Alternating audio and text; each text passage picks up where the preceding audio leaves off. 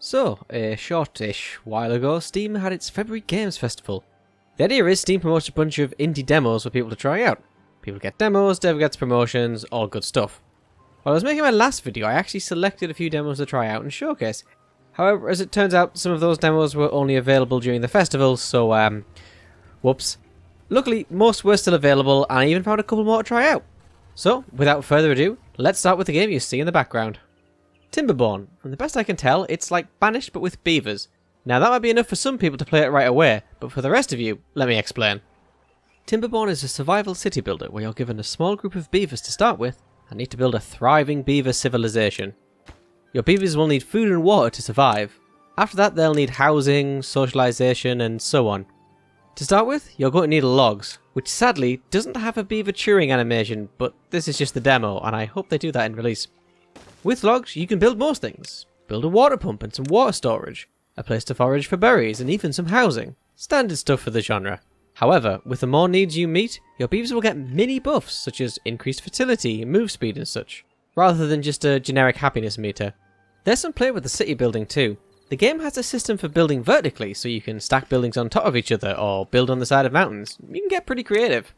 I'm also a fan of the aesthetic of your little beaver towns, such as the power using wooden wheels and shafts. Timberborn advertises itself as lumberpunk, and I think that works really well. Plus, there's some sweet path building. I love a good path building mechanic in games, and this one is not only aesthetically pleasing, but also has a purpose. You see, all buildings have range, but if you build paths, you can extend how far the workers will travel. So if you have some trees that are just out of reach, then build a path through the forest and save on a new lumber post. This also applies to beavers meeting their needs too. Beavers will die of thirst rather than making a long trek to the water tower. You may not have much direct control, but one thing you will be able to do is assign job openings at the buildings you build. Need more logs? Open the amount of lumberjacks. Crops all planted, just need to grow? Let the farmers work somewhere else. Logistics like these are a big part of the puzzle of Timberborn, and the better you master them, the better you'll do. But why beavers, you may ask, though I admit some of you may not need a reason. Well, this is where the water mechanics come in. As far as I can tell, you're in a post-apocalypse and the humans have left a grey and barren wasteland. Sounds about right. But, being beavers, you will have some control over the river flowing through your lands. When water goes near land, it will change the grey wasteland into green and fertile soil. This opens up a few opportunities. You can redirect the water by building dams to fertilise more farmland, or you can deploy explosives and make new inlets to build your own lakes. Once you feel you've mastered this, you'll discover the game's true antagonist. The dry season. After so many days, you'll get an ominous warning about a dry season shortly before you'll need to restart your game. You see, the river doesn't flow all the time, you'll need to prepare for it to stop. All that green grass will turn grey. No more crops, no more berries, no more water pumps, no nothing, so be prepared. However, there is an ace up your sleeve. Those dams I was talking about come in two forms. They can either be a solid block that stops flow, or a half block that allows some water through. At first I wasn't sure what this was for, but then I realised you can essentially create a reservoir of water for yourself to last through the dry season. Sadly, I never managed to keep enough to survive through the second one, but it's a really clever idea and speaks more to the depth of this game. I really enjoyed my time with Timberborn, and I played a lot of it.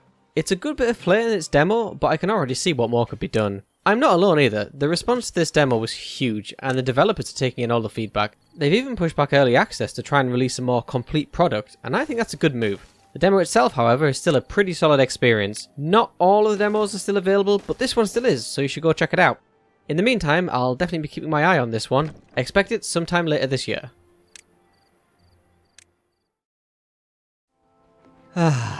Take that all in.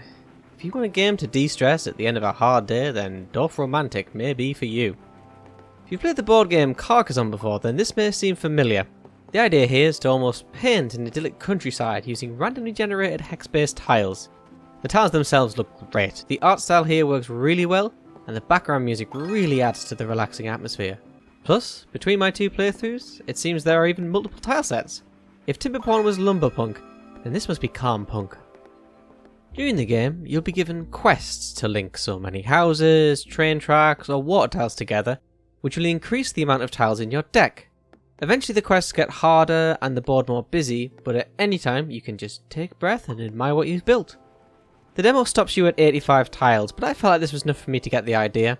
I'm not sure if there are any mechanics in the full game, not in the demo, so it does seem like what you see is what you get.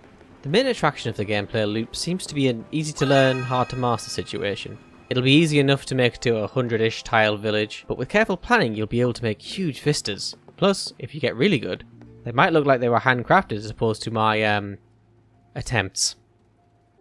For me, I think DorfRomantik will be that sort of game you play little and often. I can't see myself having multi-hour marathon sessions. That may not be enough for some people, and I can understand. But for a small indie offering, and feeling like Bob Ross placing a happy little tree to complete a forest, it's a really nice feeling. The demo is unfortunately no longer available, but if this seems like your cup of tea, you won't need to wait long until it comes out at the end of March. Just try to relax until then. Now, if you want a tile-based puzzle game with a little more direction, let me present Mini Countries. Mini Countries is a tile-based resource management puzzle game. It also has a nice relaxing atmosphere, but just you wait. The game starts with a hex-based country and 1 or 2 towns randomly spawned in. After a short time, these towns will want goods. Luckily, you're given trade posts and roads. Trade posts gather resources, and roads connect 2 buildings. Crucially, roads are not per hex, and a road passing through multiple tiles doesn't connect them all, it's just the endpoints. This takes a little getting used to, but once you've got your head around it, it makes sense. As time goes on, the more towns appear, more resources will be demanded, and more buildings will be at your disposal. The more resources you deliver to a city, the more population it will get. Fill the population goal and you win the map. The first map is nice and easy. On the second map, you'll be given warehouses which you'll need to beat it. On the first level, you can pretty much give each city its own resource. On the second, you'll need to send them to a central storage unit and distribute them. By hand.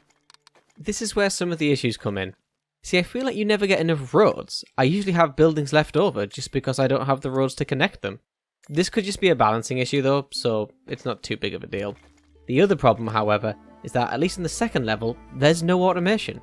Harvested goods are automatically sent to their connection, but the goods in storage need to be moved by hand.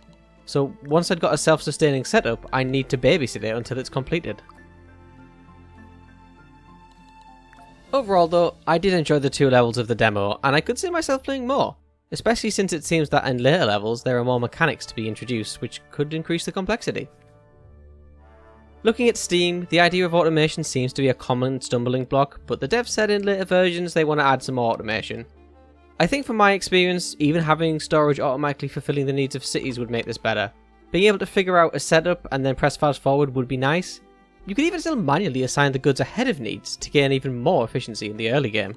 If you like what you see, the first 2 levels are available as a demo, and the game itself is out for a pretty reasonable price too. So if you really like it, you don't even have to wait.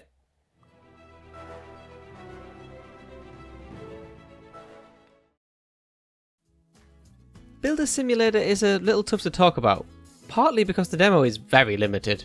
While I assume the game intends to let you build your dream home from the ground up, the demo merely lets you lay the foundations for a shed. Though I must confess I didn't actually finish this demo, let me tell you why. So, to start with, you are presented with a dugout trench for your foundations. You'll need to manually put each piece in alongside an animation. I get the feeling this game is going for authenticity over gameplay. I'm not a big DIY guy, so maybe some of the appeal is lost on me. If you do like in-depth simulators, and have always wanted to be on a building site though, this might be more for you. Anyway, once the foundations are laid, it's time to mix cement. This means carrying a shovel of gravel 6% at a time to fill the mixer. Once that's done, you need to overfill your wheelbarrow and spill most of it on the floor. I've handled a wheelbarrow before and this is way worse. But once you move it over, you can fill in 1 or 2 bits of foundation. This took a while, but I did get the hang of only tipping slightly when the mixer was full, and more as it was empty, which was a nice touch for immersion. I did also go into space, but that's another story. Unfortunately, after filling in the foundation, the tutorial didn't advance, and I didn't want to go through this again to see what was after. I did check though, and there's a little store you get to use to buy bricks and lay them. You don't get to build the shed though. On the plus side, the map is fairly detailed, so you can take a look around. To me, this demo felt more like a pre-alpha test than anything else. What was there was a bit janky and fairly limited. If you want a deep builder simulator, then I can see the building blocks of a good in-depth simulator here. But you'd need to see more than this, whether that's checking out early access reviews, or if there's another demo in the future, but this wasn't enough to sell me, I'm afraid. And now for the scraptastic adventures of Sir Scrappington, Esquire. Scrapnaut seems to be going for a little mix of Stardew, Tower Defense, and maybe Diablo? Let me explain. You are our intrepid adventurer who has crash-landed on an alien world. At least I think so. This game is fairly light on story. You'll be given a few items and be told to fix an oxygen MacGuffin to clean the air. Once you do that, you'll never have to worry about oxygen again, which is odd. After that, you'll be given an area to make a base of your own. All the classics are here. Crafting, farming, power, defense, etc. You'll even be given multiple locations to build these bases. Building bases is fun enough, but while I could build a house, I didn't really want to. Mainly because the time it takes to chop trees and mine resources is way too long. And one tree will only get you just more than a section of wall. But I felt fine without a house. If anything, it made it feel a bit more survival-y. Now, on to exploring. You'll have a nice musical background number to accompany you, but while it does fit, it also repeats quite a lot. The sound isn't the best, but it's not bad either. Anyway, you'll be given a number of locations on your map you can explore, and I did explore all of them. The hell is this UFO? While there's not much in the way of rare treasure, there's a few items, but more importantly, there's tech bugs, which is how you level up. I like the idea of being rewarded for exploring by, in a weird way, unlocking new blueprints, so it works. You'll need to explore to get scrap anyway, and you'll need a lot of it. This is fine, but the inventory is very limited, so I expect to be juggling items often and making a lot of chests. The devs have already said that in release, there'll be a fourth tech book which increases the stack size, so that will go some way to fixing these problems. So, the enemies. There's not much to them. Press F to go into combat mode and hit them with your current item, whether it's a knife or a shovel. They'll shoot you until one of you dies. At first it's a bit tough, but it's all really a gear check. At certain points robots will attack your base. This is tricky the first time, but easy once you've got turrets. Don't take them lightly however, as they'll destroy your buildings if left alone. Though you can just rebuild them with the resources dropped, so it's more of an annoyance than anything else. When I saw the concept for Scrapnaut, I actually put this script on hold to play it since it looked so intriguing. There's some fun architecture and buildings, but I feel the idea isn't used to its fullest, at least not in the demo. Even the enemy robots repeat pretty quickly. I think Scrapnaut lacks polish, but this is an early access demo, which is kind of the point these days. Plus the devs have been looking at feedback already, and have even fixed some of the issues I personally had, such as the small inventory or slow walking speed. Oh yeah, this game is in early access already, so if you like it, you can get it right now for about £10. If you play a lot of these survival builder games, then Scrapnaut could fit into your library, but other better options are out there. If you're going into battle, you'll need only the strongest potions. While Potion Craft won't be sending you into battle, it will let you brew potions that could kill a dragon, let alone a man. So, as an aspiring alchemist, first things first, ingredients. You'll get some each day from your garden, and you can buy some from travelling merchants. Simple enough. Now, we come to the potion map. An interesting take on an often underdeveloped skill in most games. You see, it's not just about finding combinations of ingredients, it's about exploration. Each ingredient has its own course it will take on the potion map. Some just move up and down, some do loop-de-loops. As you move, you can collect XP vials, reveal more of the map, and hopefully find new potion effects. Brewing a potion on these will give your potion an effect, and if you navigate to another, you can chain these together. Once you've got your potion, you can save it to your recipe book so you don't need to do this manually each time. There's also ways to modify ingredients and potions as you go. Use a mortar and pestle to get twice as far, or be slightly delicate and try and aim for somewhere in the middle. Add water to move your potion closer to home, and try to avoid obstacles or get that level 3 sweet spot. There's a few neat tools in the demo, and I hope to see more spins on this in the final release. It's a fun system. My only issue is the further out you explore, the more tedious it can be to get to the edge of the map to continue exploring again. Maybe there'll be something in release to mitigate this, I can't say.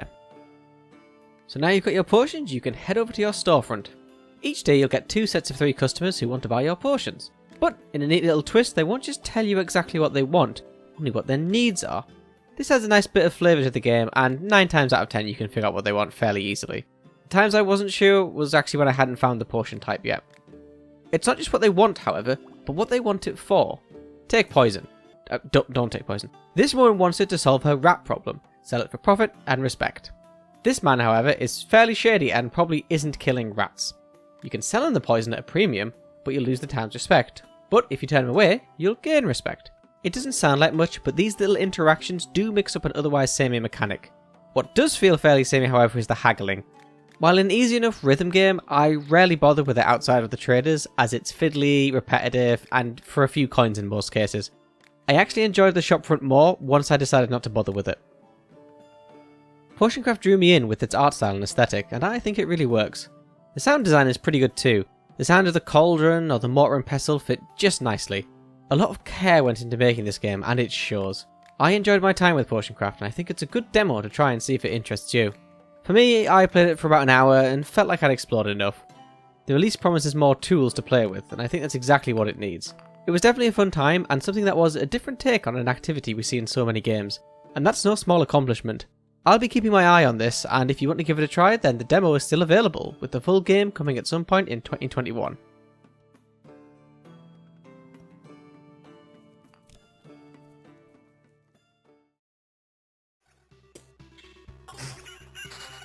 Loop Hero is, according to Steam, a tactical deck-building roguelike, which is kind of true, but it doesn't really paint the full picture. What I would say is while those labels are correct, it is also a subgenre rarely seen, that being a dungeon builder. Now, not like Dungeon Keeper where you care for your evil minions, but where you build the dungeon you yourself have to go through, making it harder and harder for better and better rewards. So, from the top, the world has been destroyed, or at least most of it. You, known only as Hero, are unique in that you can remember the world as it was and can put it back together. To begin with, you'll be presented with nothing but a loop of wasteland with the occasional slime and your camp marking the start and end of the loop. Killing monsters gives you equipment and memories. The memories are the cards you'll be using, and it's what makes this game different. See, the cards can be good or bad, but you'll almost always want them all. Some cards are just mountains or meadows, which give you small buffs, but others are spider cocoons or vampire manors, which will spawn more monsters for you to deal with. Now, initially, you may think making monsters is bad, but actually, this will give you more loot pinatas and more cards to place, gradually filling up your world. Each loot makes the enemies stronger, so if you don't kill enough each time, you won't have enough buffs from tiles or good enough equipment to survive. Once you get your head around the premise of placing just enough monsters to survive, the game slowly begins to drip feed more mechanics at a pretty good pace to keep things interesting. The camp tile, which represents the start of the loop, actually has its own screen in between missions, where you can converse with other survivors not as gifted as yourself, and also construct buildings which have effects on your loops, such as starting with more equipment or granting healing potions. Now, you'll have more goals on your loops. You need more wood for a building? Place down more grove cards, as passing over them gives you wood. Need more stone? You get that from mountains and crypts. There's a meta progression aspect of the game, and while it can be a bit grindy at times, it means that even if you can't beat a chapter, you can still progress in some sense. As you expand your base, you'll also unlock extra cards. This is where the deck building aspect comes in, as you can only have between 7 to 12 cards in your deck. As you unlock new cards, you must choose which cards to remove. Finding a balance between them can be tricky, but getting it right can also be rewarding. The game wants you to experiment with decks because cards have hidden combinations. Games can often fall into two categories when it comes to our exploration of mechanics. They can hold your hand or let you go it alone. Loop Hero leans heavily to the latter. As far as I can tell, nothing tells you that you need 9 mountains to make a super mountain, that surrounding a treasury gives you bonus loot, or placing meadows next to anything gives additional health points per day. These combinations and many more must be discovered by experimentation. While it is fun to discover that placing a village by a vampire manor ruins the town, it can also be frustrating trying to figure out what enemies are best or what certain mechanics do. Sometimes I feel this approach may lean too heavily on playing blind for me, but I also know that for some people, the less information the better. All of this is not even getting into possibly the most obvious assets to Loop Hero, how it looks and sounds. Loop Hero is going for a retro aesthetic, and I must admit this isn't an era I'm personally nostalgic for, and when I looked at it I could appreciate it but wasn't particularly interested. That changed. Loop Hero is going for a feel and it nails it. The art goes for retro, but is surprisingly detailed when it needs to be, and really draws you into the world. It even has a setting to replicate an old CRT monitor, complete with scan lines. The same goes for the sound. It's simple, but fits in perfectly with the vibe Loop Hero is going for. Loop Hero is a game I didn't know I wanted in a genre I'm not usually into. But before I knew it, hours had passed with my hero endlessly looping his way through the nightmares of my own design. And up until the end of the demo, I was still finding new card combinations. By the time I'd finished, I wanted more. Just one more loop. And by the time I was writing this script, the game had released and I got more. The demo may not be available, but if you like what you see, I would recommend Loop Hero. It's available now for around £12. What I hope is that this is sort of a Stardew-esque title, where people see what it's doing and get inspired to play around with the concept some more. I hope that in a few years we'll be getting a bunch of dungeon builders or games that are like Loop Hero but. Time will tell. Thanks for watching everyone who made it this far. When I started this, I'd planned to say a few words about a few demos and be done within a week. That didn't happen, but I do have to say I was impressed by the quality of some of the demos on offer. Loop Hero I'm already playing more of, but I think that Timberborn will be the real star when it does come out in the future. I'll definitely be paying more attention to these Steam festivals in the future, and I do hope this can lead to more demos being available like they used to be, since it's something I think we're missing these days. I hope you enjoyed this video, and if it's something you'd like to see more of, then do let me know in the comments down below. Thanks for watching.